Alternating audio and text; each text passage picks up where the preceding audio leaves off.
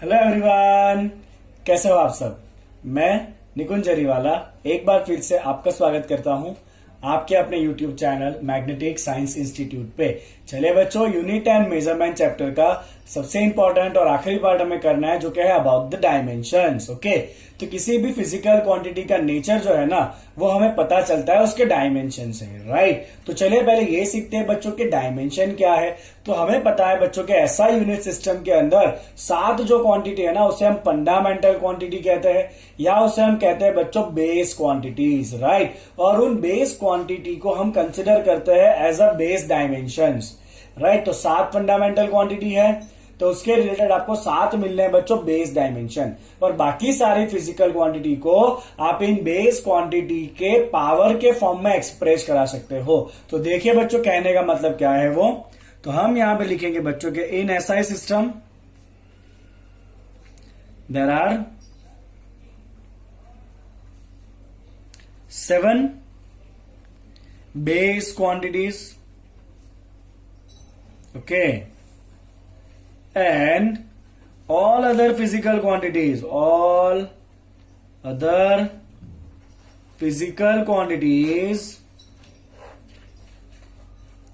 can be expressed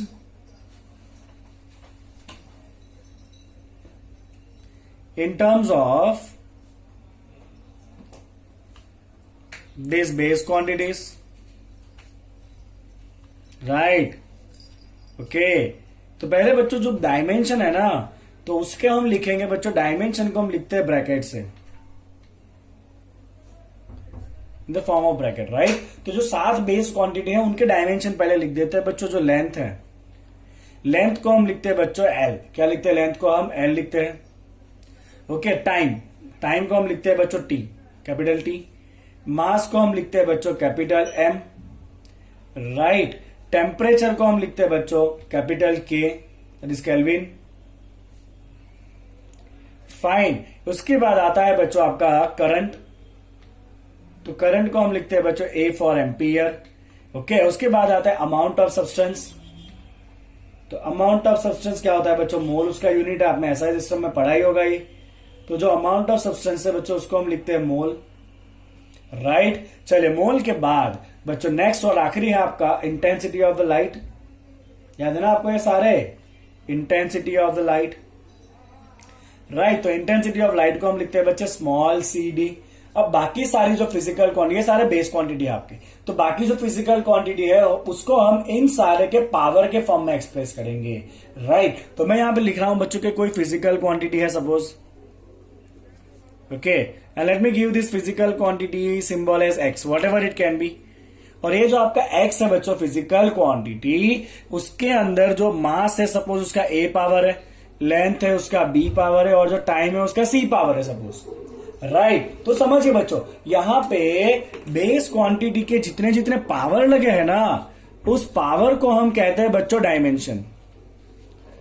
क्या कहते हैं बच्चों? बेस क्वांटिटी के पावर को हम कहते हैं डायमेंशंस, राइट, ओके। और ये पूरा जो बनाना बच्चों एमएलटी का रिलेशन, इसको हम कहते हैं बच्चों डायमेंशनल फॉर्मूला।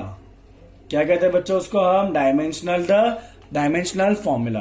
तो एमएलटी या इनमें से किसी भी क्वांटिटी का जो पावर लगेगा ना इस क्वांटिटी को एक्सप्रेस करने के लिए, तो उस पावर को हम कहते हैं बच्चों डायमेंशन, और पूरे फॉर्मूला को हम कहते हैं डायमेंशनल फॉर्मूला, राइट। चलिए, तो मैं आपको बहुत सारे डायमेंशनल फॉर्मूलाज बताने वाला हूं, ओके, देखिएगा ध्यान से। तो सबसे पहला बच्चों लेंथ है। तो लेंथ तो हम खाली क्या लिखेंगे बच्चों? L1, that is L power 1, okay. उसको हम लिखेंगे ब्रैकेट में, फाइन। तो L पावर 1 क्या हो गया बच्चों? आपका लेंथ हो गया। चलिए, दूसरा है बच्चों मास, ओके। मास क्या होगा बच्चों? आपका M1। और तीसरा है टाइम। टाइम क्या होना है बच्चों? आपका T1 है, राइट। अब अगर मैं आपको कहूं बच्चों के एरिया, तो एरिया क्या होता है बच्चों? एरिया होता है लेंथ इंटू विथ। लेंथ भी मेजर होता है in terms of L1, with भी मेजर होगा, विथ भी एक टाइप का तो लंबाई है ना, तो वो भी मेजर होता है इन टर्म्स ऑफ L1। तो एरिया का डायमेंशन हो जाएगा बच्चों L2। क्या होगा एरिया का डायमेंशन? L2 हो जाएगा।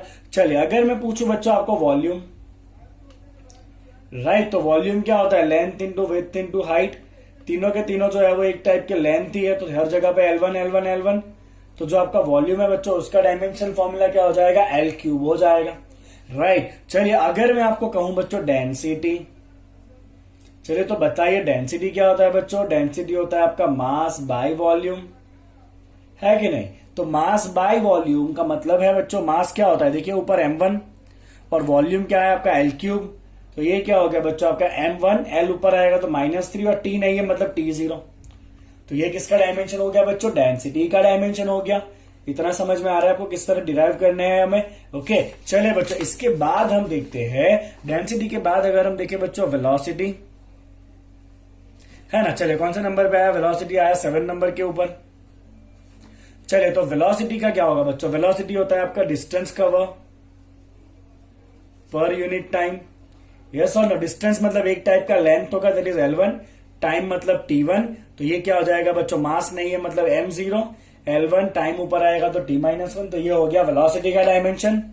चलिए वेलोसिटी के बाद देखते हैं बच्चों एक्सेलरेशन, है ना। तो एक्सेलरेशन क्या होता है बच्चों, आपको पता होगा एक्सेलरेशन होता है change of velocity by time.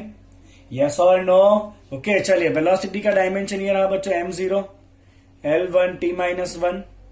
आगे ना समझ आ रहा है आपको। चलिए नीचे टाइम मतलब वापस T1, तो एक्सेलरेशन का डायमेंशन बन जाएगा बच्चों आपका m1 L1 T-2, sorry m0, m तो है ही नहीं ना एक्सेलरेशन में, तो m0 L1 T-1। चलिए बच्चों यहां से हम एक और क्वांटिटी को डिराइव कर लेते हैं, फोर्स को। याद है ना बच्चों आपको, न्यूटन फॉर्मूला याद करिए, फोर्स क्या होता है, मास इनटू एक्सेलरेशन। चलिए मास क्या होता है बच्चों m1, एक्सेलरेशन ये रहा आपका L1 T-2। तो फोर्स क्या हो जाना है बच्चों, m1 L1 T-2। तो ये किसका डायमेंशन हो गया बच्चों, फोर्स का डायमेंशनल फॉर्मूला हो गया। समझ आ रहा है, रट्टा नहीं मारना, आपको बेसिक फॉर्मूला याद होना चाहिए। चलिए बच्चों अगर मैं आपको कहूं कि मोमेंटम, तो आप मुझे तुरंत ही कहोगे कि सर मोमेंटम तो होता है मास इनटू वेलोसिटी। मैं कहूंगा सही जवाब है आपका।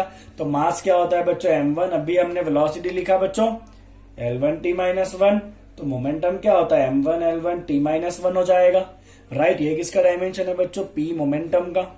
चले बच्चों इतना होते ही हम फाइंड कर लेते हैं एनर्जी क्या होता है ना। तो एनर्जी मतलब क्या होता है बच्चों, वर्क। क्योंकि हम जो वर्क करते हैं वो एनर्जी में कन्वर्ट होता है। तो वर्क और एनर्जी का डायमेंशन सेम होता है, और वो क्या होता है बच्चों, वर्क होता है फोर्स इनटू डिस्टेंस और डिस्प्लेसमेंट। हाँ गए ना। चलिए फोर्स का क्या है बच्चों, ये रहा फोर्स है आपका m1 L1 T-2। ये किसका है, फोर्स का है। इनटू हम क्या करेंगे बच्चों, डिस्टेंस करेंगे। डिस्टेंस मतलब एक टाइप का लेंथ होता है दैट इज L1। तो ये क्या हो जाना है बच्चों आपका m1 L2 हो जाएगा T-2। तो ये किसका डायमेंशन है बच्चों, या तो आप वर्क बोलिए या तो आप क्या कहेंगे बच्चों, एनर्जी कहेंगे। इतना समझ में आ रहा है बच्चों आपको, क्लियर। जो मैं बेसिक डायमेंशन डिराइव कर रहा हूं, अब यही सारे फॉर्मूला आप 9th 10th में पढ़ चुके हो, वही मैं यूज करते जा रहा हूं। ठीक है, चलिए बच्चों इसके बाद हम डिराइव करेंगे एनर्जी के बाद पावर का डिराइव करते हैं। चलिए तो पावर क्या होता है बच्चों, पावर होता है आपका वर्क डन पर यूनिट टाइम। यस और नो, ऑब्वियसली यस। चलिए वर्क कितना आया बच्चों, यूज करते हैं। वर्क आया है आपका m1 L2 T-2 divide by time क्या होता है T1। तो पावर क्या हो जाना है m1 L2 T-3 हो जाएगा। ये किसका फॉर्मूला बन गया बच्चों, पावर का बना।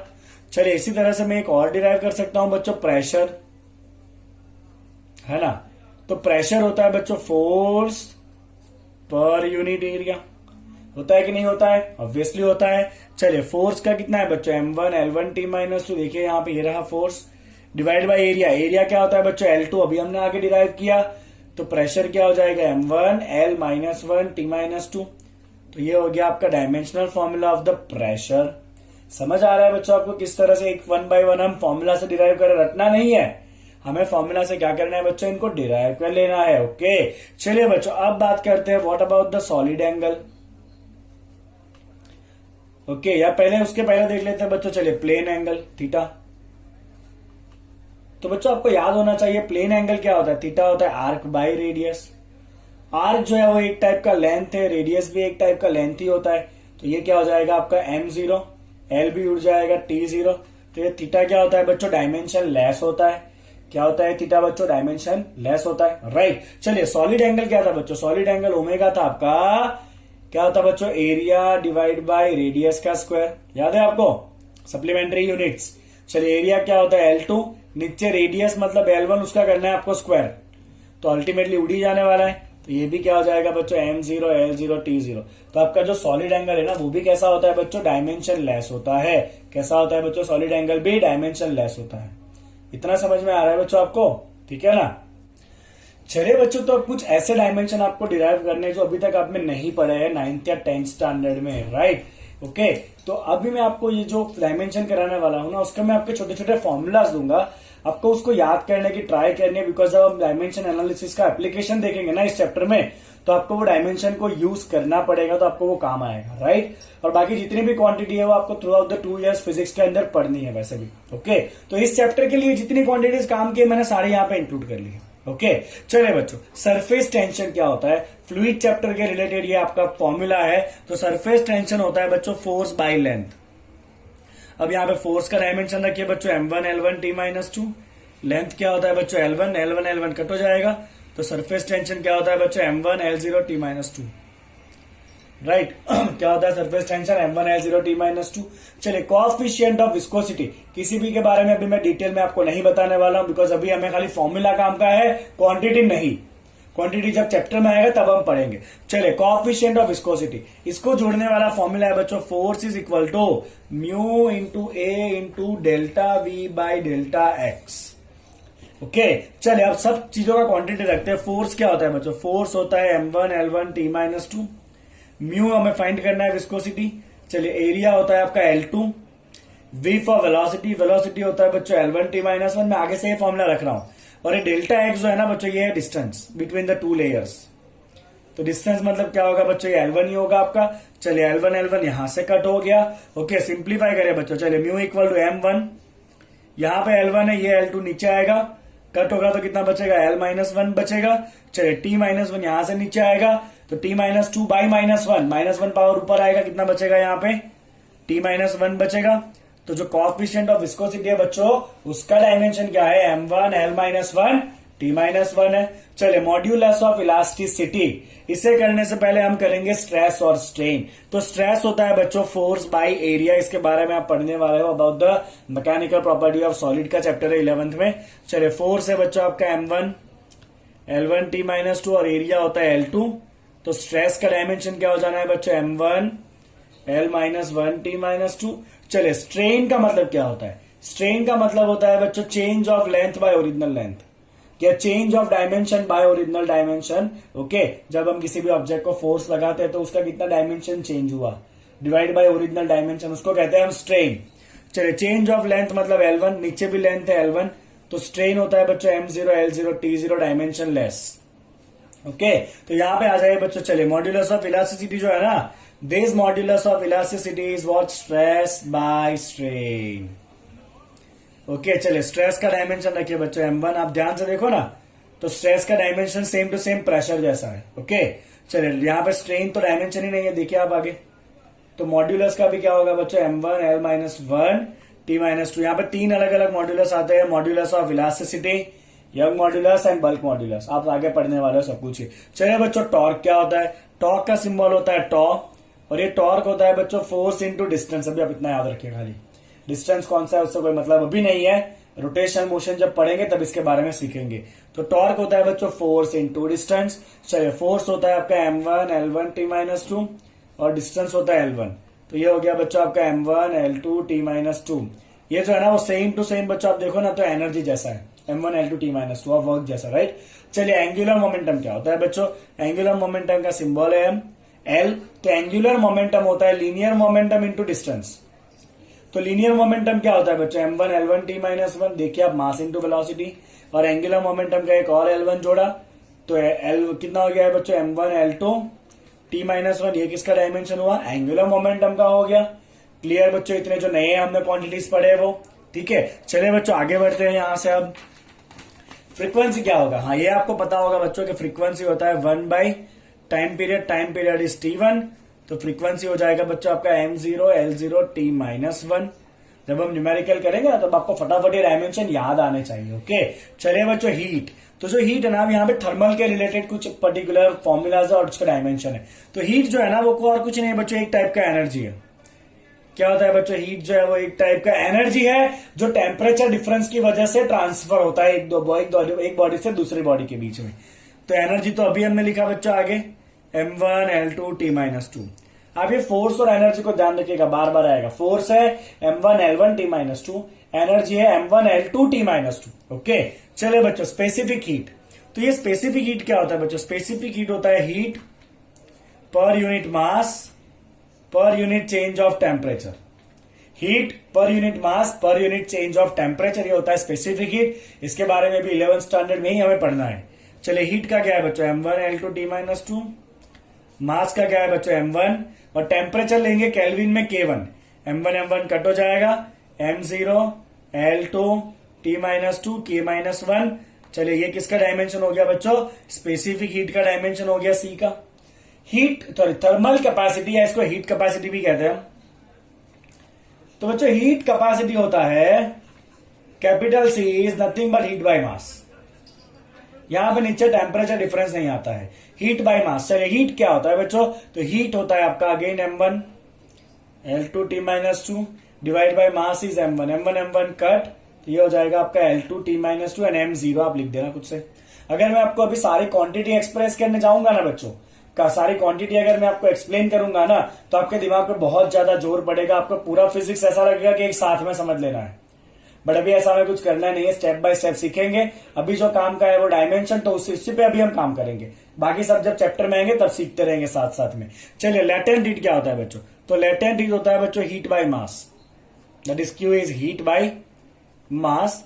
चलिए हीट क्या है बच्चों बताइए, तो m1l2t-2 डिवाइड बाय मास क्या है m1 कट, तो लेटेंट हीट क्या होता है बच्चों l2t-2। क्या होता है बच्चों आपका लेटेंट हीट होता है l2t-2, राइट। मैं शायद यहां पे कुछ गलती कर रहा हूं, ये जो आपका हीट कैपेसिटी है ना बच्चों, ये हीट कैपेसिटी होता है आपका हीट पर यूनिट टेम्परेचर। क्या होता है बच्चों, ये हीट पर यूनिट टेम्परेचर होता है, बिकॉज लेटेंट हीट होता है heat by mass. Heat capacity क्या होता है, हीट पर यूनिट टेम्परेचर। तो यहाँ पे मास को डिवाइड नहीं करना है, टेम्परेचर को डिवाइड करना है K1 को। तो ये कहीं जाना नहीं है, m1 अपनी जगह पर ही रहेगा। तो यहाँ पे बच्चों आपका डायमेंशन क्या बनना है, डायमेंशन बनेगा m1l2t-2 K-1। किसका डायमेंशन बच्चों, ये थर्मल हीट कैपेसिटी का, right. That is m1l2t-2 K-1। और लेटेंट हीट होता है हीट बाय मास, तो वो जाएगा l2t-2 m0। चलिए प्लांक कांस्टेंट क्या है, तो प्लांक कांस्टेंट जो है ना बच्चों, उसके लिए फॉर्मूला आपको याद रखना है, it is energy by frequency. आप ये एक फॉर्मूला पढ़ोगे बच्चों रेडिएशन का, E = hf, तो H क्या हो जाएगा, एनर्जी बाय फ्रीक्वेंसी। चलिए एनर्जी का डायमेंशन बताइए बच्चों m1l2t-2, और फ्रीक्वेंसी होता है बच्चों t-1, तो ये क्या हो जाना है आपका m1l2t-1 हो जाएगा। यस और नो, क्या हो गया बच्चों, ये प्लांक कांस्टेंट हो गया m1l2t-1। यस और नो, ये एक बार और एक क्वांटिटी आ चुका है m1l2t-1। कहां पे आया था बच्चों, देखिए m1l2t-1 एंगुलर मोमेंटम का भी सेम था। तो ऐसे एमसीक्यूज जो है ना बहुत फ्रिक्वेंटली होता है कि किन दो क्वांटिटी के डायमेंशन सेम है और, तो मैं आपको बताऊंगा जब ये एमसीक्यू सॉल्व करेंगे तब। चलिए स्टीफन कांस्टेंट, तो यहाँ पे फॉर्मूला होता है बच्चों एनर्जी, रेडिएशन का एनर्जी है, that is sigma into area into temperature raise to 4। ये क्या है बच्चों आपका टेम्परेचर है, टाइम नहीं है। तो एनर्जी क्या होता है बच्चों m1l2t-2, सिग्मा तो हमें फाइंड करना है, एरिया होता है L2, टेम्परेचर इज केल्विन, कितना पावर है उसका 4 पावर है। चलिए सामने सामने से L2 कट हो जाएगा, तो सिग्मा कितना होगा बच्चों m1l0t-2, K4 नीचे जाएगा फिर वापस ऊपर आएगा तो K-4। तो ये किसका डायमेंशन हो गया बच्चों, सिग्मा का डायमेंशन हो गया। किसका हो गया, sigma, that is called as Stefan's constant. Clear बच्चों आपको इतने। चलिए अब कुछ करेंगे जो इलेक्ट्रिसिटी के साथ जुड़े हुए टर्म है। ओके चलिए लेट्स सी दैट। तो सबसे पहला एक और बाकी रह गया, coefficient of the thermal conductivity. यहां पे आपका फॉर्मूला है बच्चों heat conducted per unit time is equal to K into A into temperature difference divide by distance between the layers.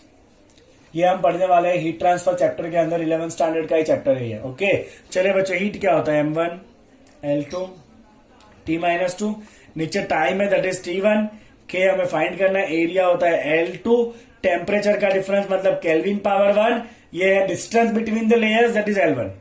Okay चलिए इसको आप सिंप्लीफाई करिए बच्चों, आपको तो के कितना आना है, के आना है आपको पहले L2 उड़ा दीजिए सामने से, तो ये हो गया आपका M1 रहना है, ये L1 वापस ऊपर आएगा, T कितना होगा ऊपर आएगा तो -3 हो जाएगा, यस और नो। ये स्मॉल के जो हमें फाइंड करना है कैपिटल के फॉर केल्विन है, केल्विन नीचे आके वापस यहाँ पे ऊपर आएगा, आपको क्रॉस मल्टीप्लाई करना है, एंड आई होप कि आपको क्रॉस मल्टीप्लाई करना आता है, आपको ये के निकालना है तो बाकी को आप क्रॉस मल्टीप्लाई करिए, आपको मिल जाएगा आपका आंसर। चलिए बच्चों चार्ज क्या होता है, तो आपने पढ़ा होगा ये 10th स्टैंडर्ड में, चार्ज होता है बच्चों करंट इंटू टाइम, करंट होता है A1 एम्पियर इंटू 1, टेम्परेचर होता है T1, तो चार्ज क्या होता है बच्चों A1 T1, क्या होता है चार्ज A1 T1 होता है। चलिए यहाँ पे रेजिस्टेंस पहले देख लेते हैं, तो आपको ओम्स लॉ बच्चों परफेक्ट याद होगा कि resistance R equal to V by I, तो रेजिस्टेंस तभी मिलना है जब वोल्टेज होगा हमारे पास, तो वोल्टेज पे आ जाता है। चलिए कोई बात नहीं बच्चों, तो आपको याद है वोल्टेज क्या था वो 10th स्टैंडर्ड में, तो वोल्टेज था बच्चों work done to move the unit charge, याद है आपको,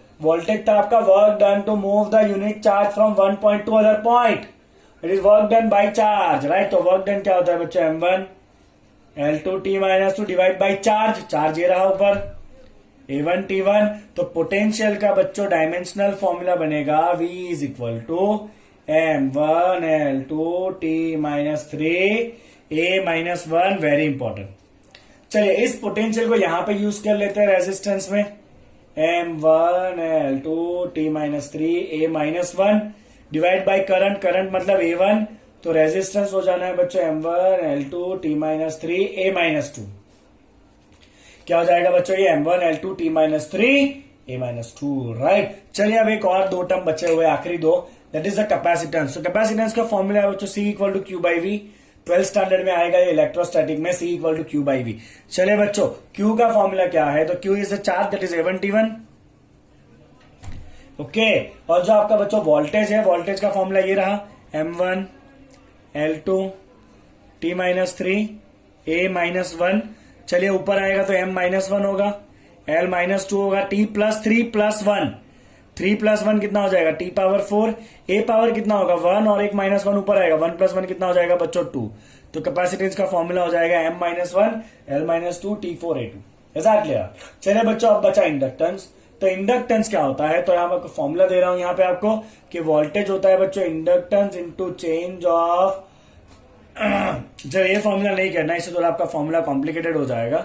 ओके मैं आपको सिंपल फॉर्मूला दे रहा हूं बच्चों, energy equal to half Li², या 12th के अंदर पढ़ोगे मैग्नेटिज्म में कि एनर्जी कितना होता है, हाफ इंटू Li² होता है। चलिए एनर्जी क्या होता है बच्चों M1 L2 T-2, हाफ तो नंबर है, नंबर का कोई डायमेंशन होता नहीं है तो उसको इग्नोर करना है, L हमें फाइंड करना है। करंट क्या होता है बच्चों A2, तो यहां से आपको इंडक्टेंस का डायमेंशन क्या मिलेगा बच्चों M1 L2 T-2 A-2, क्या मिलेगा बच्चों ये M1 L2 T-2 और A सामने आएगा तो क्या हो जाएगा -2, फॉर्मूला याद रखेंगे हाफ Li², राइट, हाफ का कोई डायमेंशन होता नहीं है। इज दैट क्लियर बच्चों, इतना आ गया आपको समझ में। अभी कोई एक दो छोटे छोटे और क्वांटिटी है, एक है परमिटिविटी और एक है परमिएबिलिटी, वो भी एक बार देख ही लेते हैं ताकि आपको कोई प्रॉब्लम ना हो आगे जब न्यूमेरिकल सॉल्व करें तब। चलिए तो permittivity of the free space ε0 आपको बहुत बार मिलेगा 11th स्टैंडर्ड के अंदर भी, तो यहाँ पे आपको यूज करना है बच्चों, बहुत सिंपल एक फॉर्मूला हम यूज करने वाले हैं, न्यूटन्स फॉर्मूला। तो कुलम्स फॉर्मूला, तो कुलम्स फॉर्मूला होता है बच्चों force between two charges F is equal to 1/4πε0 Q1 Q2 by distance square. ये जो है ना वो न्यूटन का फॉर्मूला है, दो चार्ज के बीच में कितना फोर्स लगता है, उसका 12th स्टैंडर्ड का टॉपिक है, इलेक्ट्रोस्टैटिक्स में आएगा, राइट। ओके चले बच्चों, तो 1 बाय 1 सारे फॉर्मूला रखेंगे। फोर्स क्या होता है आपका M1 L1 T-, सब तो सारा मैथ्स है। 1/4 नंबर है, उसका कोई डायमेंशन नहीं होता, पाई भी नंबर है, उसका भी कोई डायमेंशन नहीं होता, ε0 में फाइंड करना है। Q मतलब चार्ज है, चार्ज हमने आगे डिराइव किया A1 T1, वापस चार्ज है बच्चों A1 T1 divide by distance मतलब L का स्क्वायर, डिस्टेंस स्क्वायर है ना, तो अब यहां सिंप्लीफाई करें। चले बच्चों E0 कितना होगा, ऊपर हो गया आपका A2 T2 डिवाइड बाय नीचे बच्चों L2, और कौन आया नीचे M1 L1 T-2 आएगा क्रॉस मल्टीप्लाई से, तो ये हो जाना है बच्चों आपका M-1, L3 ऊपर आएगा तो -3, T2 ऊपर आएगा तो T2 + 2 कितना हो जाएगा T4 Na2। तो ये है बच्चों आपका dimension of the permittivity of the free space ε0। समझ आया फॉर्मूला कौन सा अप्लाई करना है। चलिए अब ऐसा ही एक और टर्म है बच्चों, परमिएबिलिटी। तो आप पढ़ने वाले हो बच्चों in the chapter of the electromagnetism, right. Electromagnetism करके एक चैप्टर है आपका, जहां पे हम पढ़ेंगे अबाउट द इलेक्ट्रोमैग्नेटिक रेडिएशन। वहां पे आप पढ़ोगे बच्चों के लाइट का स्पीड होता है, ये सी क्या है बच्चों, स्पीड ऑफ लाइट। और ये बच्चों स्पीड ऑफ लाइट आपका होता है 1/√μ0 ये हम वहां पर डिराइव करेंगे कि लाइट का स्पीड कितना होता है 1/√μ0 हमें E0 पता है, लाइट का स्पीड का पता है, हमें μ0 निकालना। तो पहले दोनों तरफ स्क्वायर करिए बच्चों, c² = μ0 हमें μ0 चाहिए ना, तो μ0 क्या होगा बच्चों 1/c² × A0 होगा। चलिए c मतलब स्पीड ऑफ लाइट, स्पीड क्या होता है बच्चों L1t-1 डिस्टेंस बाय टाइम, क्या करना है उसका स्क्वायर करेंगे, ε0 ये रहा बच्चों m-1 L-3 T4 A2, ठीक है ना। चलिए क्या होगा देखिए ध्यान से, अभी जल्दबाजी नहीं करेंगे, ब्रैकेट ओपन करेंगे L2t-2 m-1 L-3 T4 A2। चलिए अब सिंप्लीफाई करिए, m ऊपर जाएगा तो m1 हो जाएगा, L का पावर कितना होगा बच्चों -3 and 2 दैट इज -1, ऊपर जाएगा तो +1 दैट इज L1। चलिए t का पावर बताइए -2 and 4 कितना होगा, +2 ऊपर जाएगा तो कितना हो जाएगा -2, और a का पावर ऊपर जाएगा तो कितना होगा बच्चों -2। तो ये हो गया आपका dimension of the permeability μ0। Okay, तो मुझे लगता है बच्चों कि आपको अगर इतने डायमेंशन आते हैं ना अच्छे से, तो आप इस डायमेंशन एनालिसिस से जुड़ा हुआ कोई भी चैप्टर सॉल्व कर सकते हो, राइट। आपको इसको याद कैसे करना है बच्चों, कम से कम आपको सारे क्वांटिटी 3-3 बार लिखनी है। 3 बार आप इसको लिखोगे हर एक क्वांटिटी को, और उसके फॉर्मूला जो है ना उसको 2 से 3 बार रिवाइज करोगे, अपने आप इसको दिमाग में फिट होने देना है, राइट। ज्यादा जोर नहीं करना है, अपने आप ये फिट हो जाएगा तो हम न्यूमेरिकल के अंदर क्विकली इसको यूज कर पाएंगे।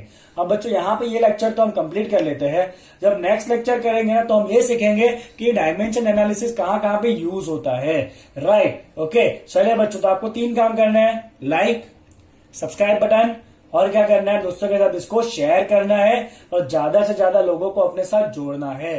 Okay, thank you so much for watching.